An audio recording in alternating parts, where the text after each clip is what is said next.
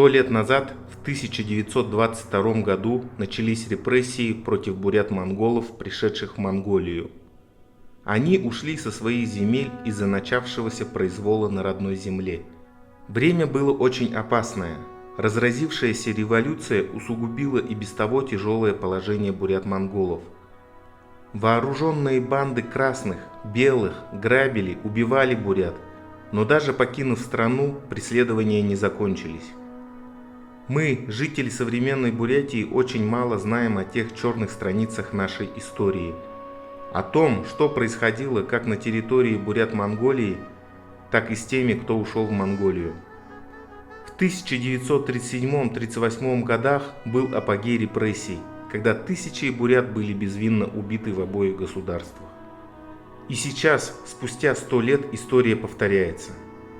Опять тысячи бурят-монголов покидают родные земли, не желая попасть под каток репрессий, и выступая таким образом против вновь развязанной агрессивной войны Русской империи против суверенного государства Украина.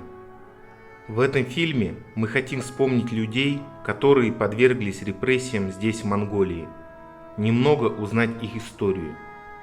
Ведь если бы мы знали настоящую правду раньше, возможно, сейчас не было бы нового террора бурят-монголов. Тот, кто не знает прошлого, не знает ни настоящего, ни будущего, ни самого себя. Такую фразу сказал Вольтер. И она, на мой взгляд, абсолютно верна. И еще одно мудрое изречение.